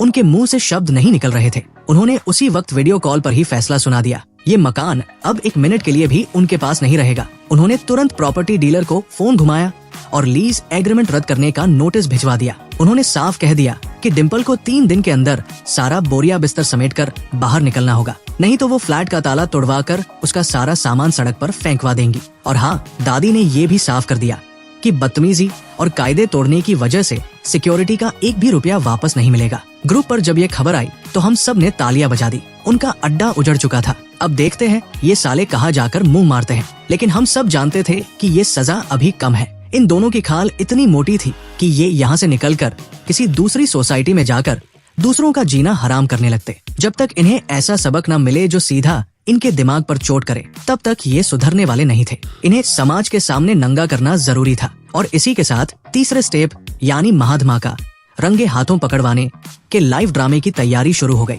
हमने पहले ही अंकित की असली बीवी के बारे में सारी जानकारी निकाल ली थी। उसका नाम था कविता। वो शहर के एक सरकारी बैंक में काम करती थी। सीधी सादी, कड़क और स्वाभिमानी महिला थी, जिसे अपने पति की इस गंदी करतूत की कानों कान खबर नहीं थी। हमें ये भी पता था कि अंकित हर वीकेंड पर अपनी बीवी से झूठ बोलता था कि ऑफिस में बहुत काम है, संडे को भी जाना पड़ेगा, और वो सीधा आकर डिम्पल के फ्लैट पर डेरा डाल लेता था। हमने इसके लिए आने वाले शनिवार का दिन चुना। प्लान एकदम सिंपल था। शनिवार की सुबह जैसे ही अंकित अपनी बीवी को ऑफिस का बहाना बनाकर डिम्पल के पास पहुंचेगा, हम किसी अनजान नंबर से कविता के फोन पर मैसेज भेजेंगे। हम उसे साफ साफ बताएंगे कि उसका पति इस वक्त किस बिल्डिंग में, किस फ्लैट नंबर में दूसरी औरत के साथ गुलछरे उड़ा रहा है। साथ ही हम वो तस्वीरें भी भेज देंगे जो शर्मा अंकल ने खींची थी। मजेदार बात ये थी कि इसी शनिवार की सुबह मकान मालिक कमला दादी की तरफ से डीलर और कुछ लोग भी फ्लैट का कब्जा लेने पहुंचने वाले थे। हमने टाइमिंग की सेटिंग ऐसी बिठाई कि अंकित की असली बीवी और मकान मालिक के लोग ठीक एक ही समय पर फ्लैट के दरवाजे पर पहुंचे। सोचो, एक तरफ असली बीवी अपनी सौतन का कॉलर पकड़ने आ रही हो और दूसरी तरफ मकान मालिक सामान बाहर फेंकने खड़ा हो। दोनों पार्टियां जब एक साथ टकराएंगी तो जो धमाका होगा उसका अंदाजा लगाकर ही मेरे बदन में बिजली दौड़ गई। हमने ग्राउंड फ्लोर वाले शर्मा अंकल को भी अलर्ट कर दिया था कि शनिवार की सुबह जैसे ही अंकित की बीवी कविता सोसाइटी के गेट के अंदर कदम रखे, वो तुरंत व्हाट्सएप ग्रुप पर अलर्ट का मैसेज डाल दे, ताकि हम सब अपनी अपनी पोजीशन लेकर तमाशा देखने के लिए रेडी हो जाएं। सारा सेटअप एकदम परफेक्ट था। बस शनिवार की सुबह का इंतजार था। शुक्रवार की रात को मैं, स्वाति और हमारी टीम के बाकी लोग इतने एक्साइटेड थे कि किसी को नींद नहीं आ रही थी। स्वाति ने मुझे रात को मैसेज किया, अमित तुम्हें क्या लगता है, कहीं ये सब कुछ ज्यादा तो नहीं हो रहा ना? मैंने उसे जवाब दिया, स्वाति, जब वो दोनों रोज आधी रात को पूरी बिल्डिंग का जीना हराम कर रहे थे और हमारी नींद छीन रहे थे, तब उन्होंने एक बार भी सोचा था कि वो कुछ ज्यादा कर रहे हैं? अंकित की हंसती खेलती फैमिली है, फिर भी वो बाहर मुंह मार रहा है। डिम्पल को पता है कि वो किसी का घर उजाड़ रही है, फिर भी वो बेशरम बनी हुई है।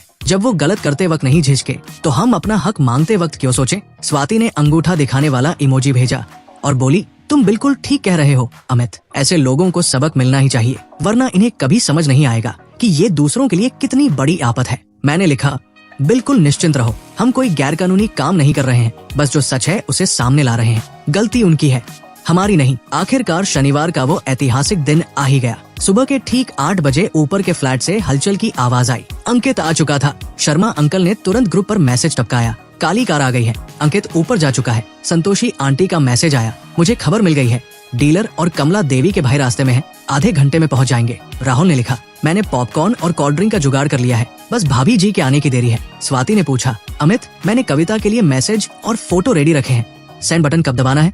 मैंने रिप्लाई किया, जैसे ही डीलर सोसाइटी के गेट पर पहुंचे तुरंत सेंड कर देना। दोनों का एक साथ पहुंचना बहुत जरूरी है। भाई साहब, हमारे बदन का खून तेज दौड़ने लगा। अब असली तमाशा शुरू होने वाला था। मैं और स्वाति तुरंत अपनी प्लास्टिक की स्टूल लेकर 5वीं और 6वीं मंजिल के बीच की सीढ़ियों के कोने में छिपकर बैठ गए। वहाँ से 6वीं मंजिल का दरवाजा एकदम साफ साफ दिखता था और हमें कोई देख भी नहीं सकता था। सामने वाले फ्लैट से संतोषी आंटी ने अपने दरवाजे का लेंस साफ कर लिया था और आंख टिकाए बैठी थी। तीसरी मंजिल से राहुल भी दबे पाव ऊपर आ गया और हमारे पीछे छिप गया। उसके हाथ में सच में पॉपकॉर्न का पैकेट था। हम सब सांस रोककर ऊपर वाले फ्लैट के दरवाजे को घूर रहे थे। दिल की धड़कनें साफ सुनाई दे रही थी। मुश्किल से 10 मिनट बीते होंगे कि सीढ़ियों से तेज कदमों की टप टप आवाज गूंजी। साथ ही किसी औरत के गुस्से में फुसफुसाने की आवाज भी आई। सबसे आगे एक कड़क और कामकाजी लुक वाली महिला आ रही थी। उसका चेहरा गुस्से से लाल भभूता हो रहा था और आंखों से मानो चिंगारियां निकल रही थी। उसके पीछे 2 हटे कट्टे पुरुष आ रहे थे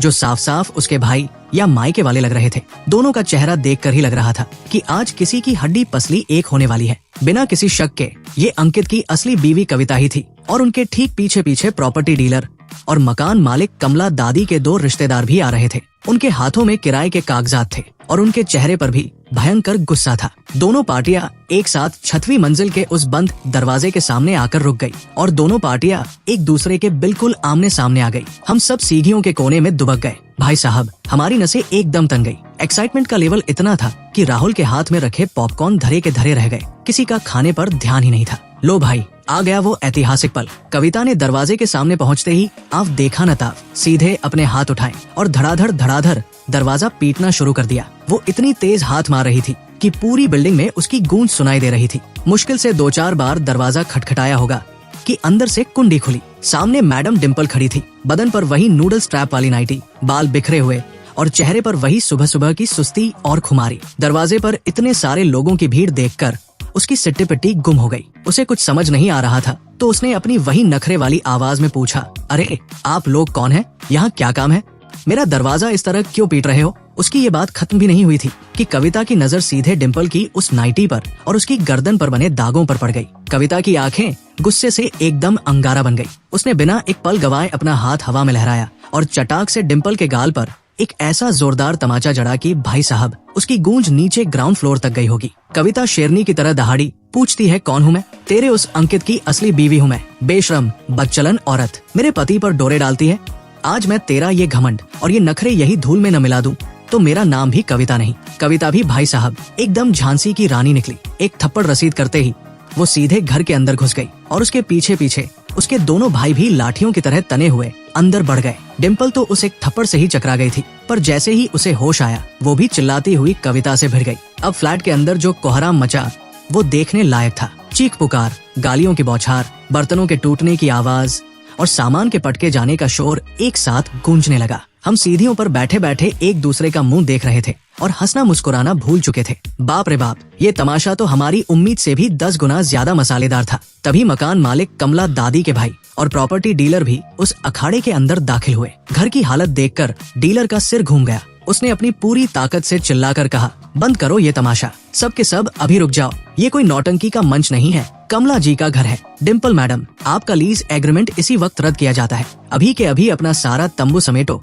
और इस घर से दफा हो जाओ। अंदर की लड़ाई थोड़ी देर के लिए थमी और तभी हमारा असली विलेन यानी अंकित बाबू बेडरूम से बाहर भागे। बदन पर कोई शर्ट नहीं थी, बस एक ढीला ढाला निक्कर पहने हुए थे। बाल ऐसे बिखरे थे जैसे चिड़िया का घोंसला हो और चेहरे पर नाखूनों के खरोंच के निशान थे। पर जैसे ही उसकी नजर दरवाजे पर खड़ी अपनी असली बीवी कविता पर पड़ी, साले का चेहरा ऐसे सफेद पड़ गया जैसे उसने साक्षात यमराज देख लिया हो। उसके मुंह से आवाज नहीं निकल रही थी। वो हकलाने लगा, कविता तुम यहाँ कैसे? कविता ने उसे देखा तो उसका गुस्सा और भड़क उठा। वो झपटी और अंकित के दोनों गालों पर तड़ातड़ 2 तमाचे जड़ दिए। अंकित लड़खड़ाकर दीवार से जा टकराया। कविता चिल्लाई, अंकित तू इतना बड़ा आस्तीन का सांप निकलेगा, मैंने सपने में नहीं सोचा था। मुझसे कहता है कि ऑफिस में ओवरटाइम चल रहा है, बॉस ने रोक रखा है और यहाँ आकर इस चुड़ैल के साथ गुलछर्रे उड़ा रहा है। मैं घर पर तेरे बच्चे को संभालूं, तेरे बूले माँ बाप की सेवा करूं और तू बाहर ये मुंह काला कर रहा है। तुझे शर्म नहीं आई? अपने बच्चे का चेहरा याद नहीं आया? अंकित की इतनी हिम्मत नहीं थी कि पलटकर एक शब्द भी बोल सके। वो सिर झुकाए हाथ जोड़े मिन्नतें करने लगा। कविता, मुझे माफ कर दो, मुझसे बहुत बड़ी गलती हो गई, मैं बह गया था, इस बार मुझे माफ कर दो, भगवान के लिए आगे से ऐसा कभी नहीं होगा, मैं कसम खाता हूँ। माफ कर दूं? सीधे कोर्ट में बात करेंगे अब। कविता गुस्से से कांप रही थी। अंकित, इसी वक्त मेरा और तुम्हारा रिश्ता खत्म। मैं तेरे जैसे गिरे हुए इंसान के साथ एक छत के नीचे नहीं रह सकती। चलो भाई, इसका सामान बाहर फेंको। घर में फिर से गाली गलौज और धक्का मुक्की चालू हो गई। अब डिम्पल ने जब देखा कि अंकित तो भीगी बिल्ली बन गया है और खुद को बचाने के लिए सारा ठीकरा उसी पर फोड़ रहा है, तो उसका भी पारा चढ़ गया। वो चीखते हुए बोली, अंकित तू इतना बड़ा डरपोक निकला? तू तो कहता था कि तेरी बीवी के साथ तेरा कोई रिश्ता नहीं बचा है, तू उससे तलाक लेकर मुझसे शादी करने वाला है। अब अपनी बीवी के सामने भीगी बिल्ली क्यों बना हुआ है? अंकित ने पलटकर डिम्पल को भी एक खींच कर दिया और चिल्लाया, तू अपना मुंह बंद रख डायन, सब तेरी वजह से हुआ है, तूने ही मुझे अपने जाल में फंसाया था। भाई साहब, ये पलटी देखकर तो हम सब भौचक के रह गए। जो कपल 2 दिन पहले तक एक दूसरे के प्यार में अंधा होकर पूरी बिल्डिंग को सिंगल लौंडा होने का ताना मार रहा था, वो आज एक दूसरे के कपड़े फाड़ने पर उतारू था।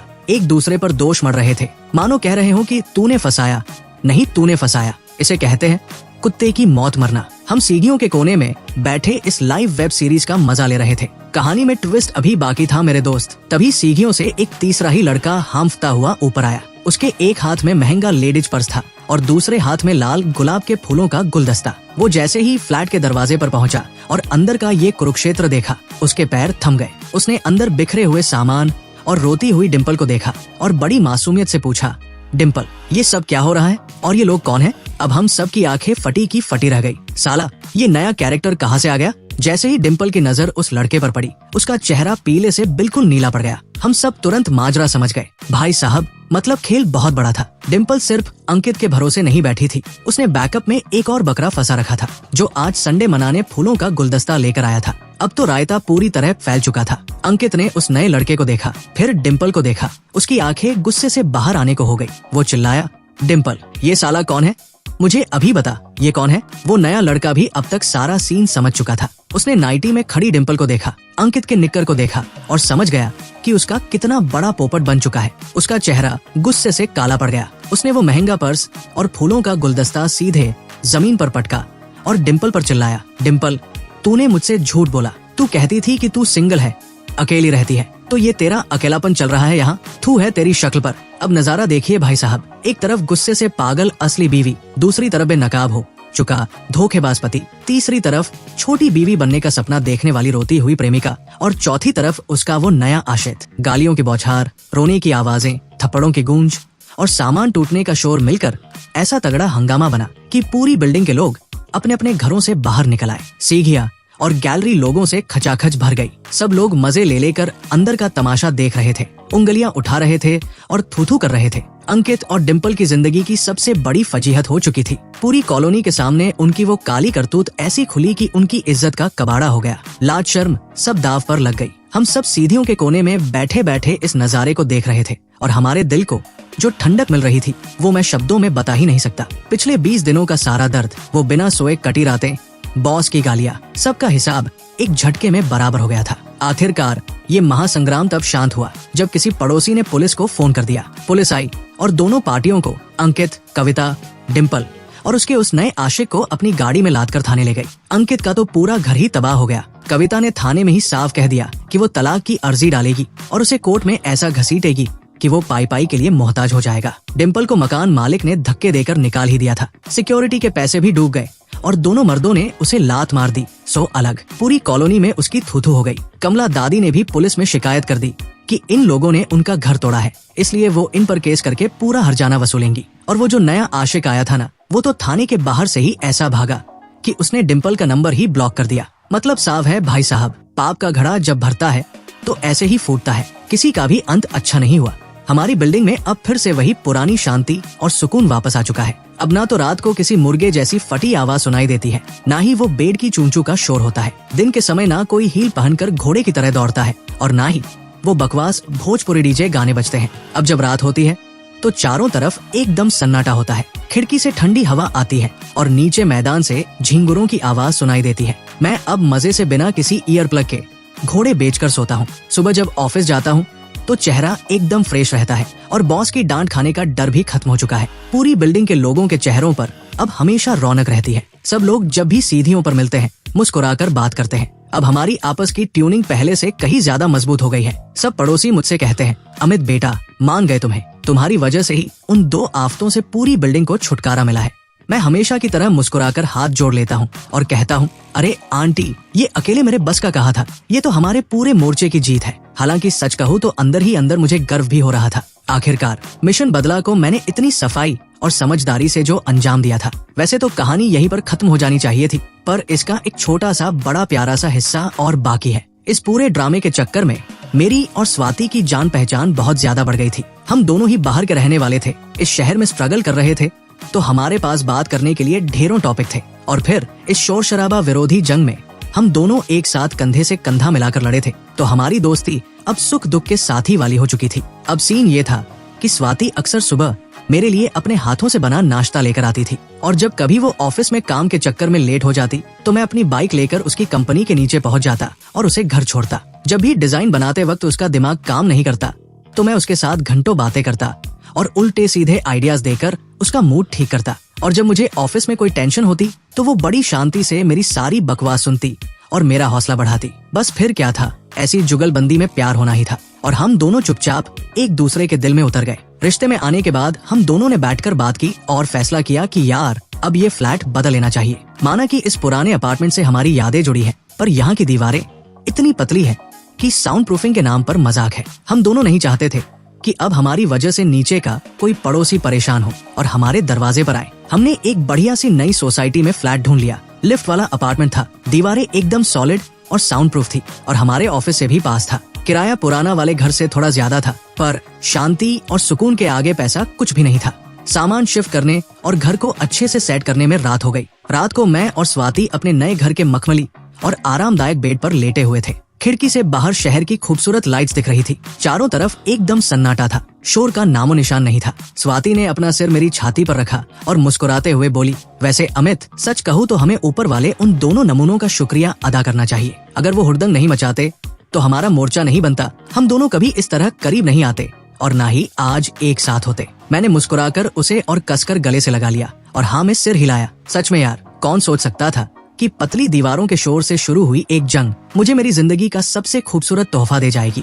किस्मत का खेल भी बड़ा निराला है, कब क्या हो जाए कोई नहीं जानता। अब यहाँ पर कहानी सच में खत्म हो जाती है, लेकिन रुकिए, एक आखिरी मजेदार ट्विस्ट अभी बाकी है, जो मेरे इस कर्मों का फल था। नए घर में शिफ्ट हुए अभी मुश्किल से 3 हफ्ते ही हुए थे। शनिवार की सुबह थी, मैं और स्वाति अभी सोकर उठे ही नहीं थे कि अचानक हमारे मेन गेट पर थप-थप करके दरवाजा खटखटाने की आवाज आई। मैं नींद में अपनी आंखें मलता हुआ उठा और जाकर दरवाजा खोला। दरवाजे पर एक जवान लड़का खड़ा था, यही कोई 22-23 साल का होगा। साले की शक्ल देखने लायक थी, चेहरा एकदम उतरा हुआ, आंखों के नीचे पांडा जैसे मोटे मोटे डार्क सर्कल्स। वो बड़ी झिझक और शर्मिंदगी के साथ मुझसे बोला, भाई साहब नमस्कार, मैं नीचे 4थी मंजिल पर रहता हूँ। बात ये थी कि हमारे इस नए अपार्टमेंट की दीवारें शायद थोड़ी पतली है क्या, तो रात को जो आप लोगों के कमरे से आवाजें आती हैं, अगर वो थोड़ी कम हो सके तो बड़ी कृपा होगी। मैं रोज सुबह ऑफिस जाता हूँ, सच में बिल्कुल झेल नहीं पा रहा हूँ। 1 हफ्ते से ढंग से सो नहीं पाया हूँ। भाई साहब, उस लड़के की बात सुनते ही मेरा चेहरा शर्म के मारे टमाटर जैसा लाल हो गया। मेरी हालत ऐसी थी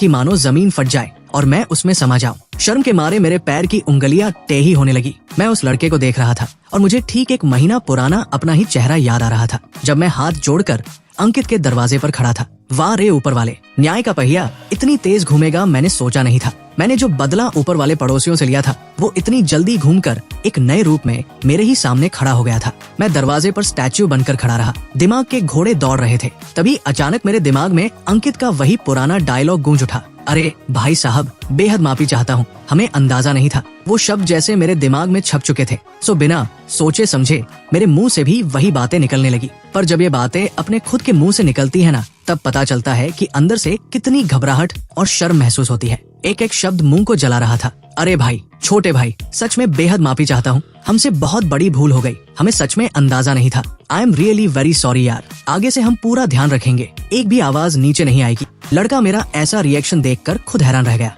बेचारा सोच कर आया होगा कि ऊपर वाला लड़ने दौड़ेगा, पर यहाँ तो मकान मालिक ने पहले ही घुटने टेक दिए थे। उसके अंदर की सारी भड़ास अंदर ही रह गई। उसने हाथ हिलाया और एक बेबसी भरी मुस्कान के साथ बोला, अरे कोई बात नहीं भाई साहब, इट्स ओके, बस ये नया फ्लैट है पर इसकी साउंड प्रूफिंग थोड़ी ढीली है। मैं भी दिन रात ऑफिस के काम में पिसा रहता हूँ, नींद पूरी नहीं होती तो चिढ़ होने लगती है, इसलिए ऊपर आकर बोलना पड़ा। आप बस थोड़ा ध्यान रख लीजिएगा। उसने 2-4 इज्जत वाली बातें की और मुड़कर नीचे चला गया। मैंने झटके से दरवाजा बंद किया, पीठ दरवाजे से सटाई और एक लंबी सांस छोड़ी। उफ, बाल बाल बचे। तभी मैंने मुड़कर देखा, स्वाति बेडरूम के दरवाजे से कंबल लपेटे अपना मुंह बाहर निकाले खड़ी थी। उसका चेहरा शर्म के मारे मुझसे भी ज्यादा लाल था, पर उसकी आंखों में शरारत और हंसी कूट कूट कर भरी थी। वो अपनी फजीहत पर मुस्कुरा रही थी। अरे अमित जी, उसने आवाज को लंबा खींचते हुए अपनी हंसी को दबाकर कहा। नीचे वो जो सिंगल लौंडा रहता है ना, वो अपने कान लगाकर सुन रहा होगा ना। ये डायलॉग सुनते ही भाई साहब, मेरा मन किया कि मैं चूहे के बिल में घुस जाऊं। ये वही डायलॉग था जो डिम्पल ने मुझे चिढ़ाने के लिए मारा था,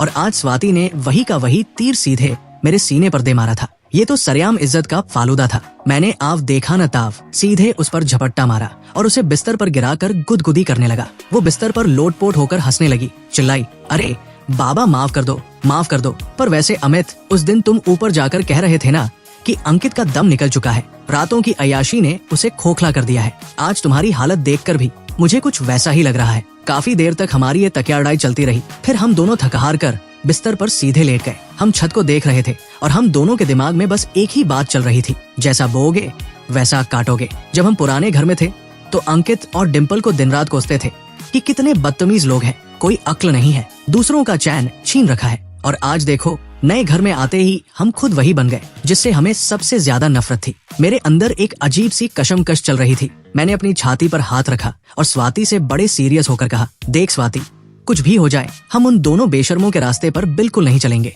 हमें तुरंत सुधार करना होगा, वो भी पूरी तरह से। हम खुद शोर के सताए हुए भूत हैं, हम अपना ये दुख किसी और मासूम को ट्रांसफर नहीं कर सकते। स्वाति ने तुरंत दोनों हाथ खड़े कर दिए। बोली, मैं तुम्हारे साथ हूँ पार्टनर, 100%। बस फिर क्या था, हमने उसी दिन ऑफिस से छुट्टी ले ली, काम पर गए ही नहीं, सीधे अपनी बाइक उठाई और शहर के सबसे बड़े होम डेकोर और फर्नीचर मार्केट में पहुंच गए। आज हमारे मिशन शांति का नया चैप्टर शुरू होने वाला था। पुराने घर में जब हमें ऊपर वालों को सबक सिखाना था, तब मैंने ear plug, headphone, loud speaker और मसाज गन जैसी हमला करने वाली चीजें खरीदी थी। पर आज पासा पलट चुका था। आज हम सिर्फ अपनी सुरक्षा और बचाव का सामान खरीद रहे थे। हमने सबसे पहले पूरे बेडरूम के लिए मोटे और भारी वाले कश्मीरी कालीन खरीदे। दुकान वाले ने गारंटी दी थी कि इस पर अगर सांड भी दौड़ेगा तो नीचे आवाज नहीं जाएगी। फिर हमने दीवारों के लिए मजबूत वाली साउंड प्रूफिंग शीट्स खरीदी और पूरे कमरे की दीवारों पर उन्हें चिपका दिया। इसके बाद हमने एक ऐसी साइलेंट बेड खरीदी जिसके नीचे रबर के पैड लगे थे। डीलर ने छाती ठोकर कहा था कि सर, इस बेड पर आप कुश्ती भी लड़ लेंगे ना, तो भी एक चू की आवाज नहीं निकलेगी। यहाँ तक कि कमरे की छोटी सी मेज और अलमारी के पायों के नीचे लगाने के लिए भी हमने रबर के बुश खरीदे, ताकि दराज खोलने पर भी नीचे वाइब्रेशन ना जाए। और सबसे मजेदार बात सुनिए, मैंने काउंटर पर खड़े होकर विशेष रूप से वही कारखाने वाले भारी ईयर प्लग्स के 2 बड़े डिब्बे खरीदे, जिन्हें देखकर कभी मेरा दिमाग खराब होता था। इस बार ये मेरे लिए नहीं थे, बल्कि नीचे वाले छोटे भाई को गिफ्ट देने के लिए थे, ताकि हमारी तरफ से एक प्यारा सा सॉरी का पैगाम चला जाए। बाजार में शॉपिंग करते वक्त तो बड़ा मजा आ रहा था, पर जब वो सारा भारी भरकम सामान ऑटो में लाद कर हम घर लाए तो हमारी हालत पतली हो गई। वो साउंड प्रूफिंग शीट्स के बड़े बड़े बंडल इतने भारी और चौड़े थे कि जब हम दोनों उन्हें लेकर लिफ्ट में घुसे तो वो लिफ्ट के दरवाजे में ही फंस गए। ना लिफ्ट बंद हो, ना सामान बाहर आए। आखिरकार सोसाइटी के सिक्योरिटी गार्ड और कारपेंटर भैया ने आकर धक्का मारा, तब जाकर हमारा वो सामान आजाद हुआ। कमरे में वो शीट्स चिपकाते वक्त तो और रायता फैला। मुझे अंदाजा नहीं था कि उसकी पीछे वाली गोंद कितनी खतरनाक है। मैंने जैसे ही शीट उठाकर दीवार पर सटानी चाहिए, मेरा खुद का पूरा दाहिना हाथ दीवार की गोंद से चिपक गया। हाथ ऐसा फंसा कि हिलना भी मुश्किल था। स्वाति बगल में खड़ी होकर मदद करने की बजाय पेट पकड़कर हंसने लगी। उसने तुरंत अपना फोन निकाला और मेरी उस बेबसी वाली हालत की तस्वीरें खींच ली। और साली इतनी शातिर निकली कि उसने वो फोटो सीधे हमारे पुराने व्हाट्सएप ग्रुप यानी शोरशराबा विरोधी मोर्चा पर सेंड कर दी। बस फिर क्या था, ग्रुप पर तो जैसे बम फूट गया। स्वाति बगल में बैठी बैठी हंस रही थी। पूरे 3 दिन तक हम दोनों ने दिन रात एक करके कमरे का नक्शा ही बदल दिया। काम पूरा होते ही उसी रात को मैंने वो ईयर प्लग के 2 डिब्बे उठाए, साथ में 1 किलो ताजे सेब और अंगूर की थैली ली और सीधे नीचे 4थी मंजिल वाले उस छोटे भाई के दरवाजे पर पहुंच गया। उस लड़के का नाम था नितिन। वो भी अभी नया कॉलेज पास करके नौकरी पर लगा था। बिल्कुल मेरी तरह किराए के कमरे में रहकर सुबह से रात तक कॉर्पोरेट की चक्की में पिसता था और रात को बस चैन की नींद चाहता था। जब उसने मुझे हाथों में फल और ईयर प्लग लिए अपने दरवाजे पर खड़ा देखा तो वो खुद बड़ा अनकंफर्टेबल हो गया। वो कहने लगा, अरे भाई साहब, इसकी क्या जरूरत थी, आप क्यों तकलीफ कर रहे हैं। मैंने वो थैली उसके हाथ में थमाई और बड़े अदब से हाथ जोड़कर उससे माफी मांगी। मैंने उसे बताया कि भाई, हम भी पुराने घर में ऐसे ही शोर के सताए हुए भूत हैं। हमारे ऊपर भी कुछ ऐसे ही नमूने रहते थे जिन्होंने हमारी नींद हराम कर रखी थी। मैं तुम्हें भरोसा दिलाता हूँ कि आगे से तुम्हें हमारे कमरे से एक सुई गिरने की आवाज भी नहीं आएगी। अगर कभी कोई दिक्कत लगे तो शर्माने की बिल्कुल जरूरत नहीं है, सीधे ऊपर आकर मेरा कॉलर पकड़ लेना। मैं एक शब्द नहीं बोलूंगा। नितिन ने जब मेरी पूरी कहानी सुनी तो उसकी आंखें चमक उठी। वो मुस्कुराकर बोला, अच्छा तो ये बात है। तभी मैं सोचूं कि आप इतनी जल्दी माफी मांगने कैसे आ गए। आप तो खुद इस दर्द के भुक्तभोगी रहे हो। उस रात हम दोनों सीढ़ियों पर खड़े होकर काफी देर तक बातें करते रहे। आज इस नए मोड़ पर आकर मुझे समझ आया कि असली सुकून सिर्फ अपने कमरे को बंद करके शांत बैठ जाने में नहीं है। असली सुकून और आजादी इसमें है कि आप खुद भी कायदे और इज्जत से रहें, दूसरों के आराम का ध्यान रखें, और अगर कभी आपके आसपास किसी कमजोर और शरीफ इंसान का हक छीना जा रहा हो, उसकी शांति भंग की जा रही हो, तो अपनी ताकत और समझदारी से उसकी मदद के लिए आगे आएं। दूसरों की जिंदगी में शांति लाना ही सबसे बड़ा पुण्य है। और इसी के साथ ये कहानी खत्म होती है। आपको ये नई टाइप की कहानी कैसी लगी? अगर आप ऐसी ही कहानियां और देखना चाहते हैं तो वीडियो को लाइक और चैनल को सब्सक्राइब करना ना भूले। मिलते हैं अगली वीडियो में।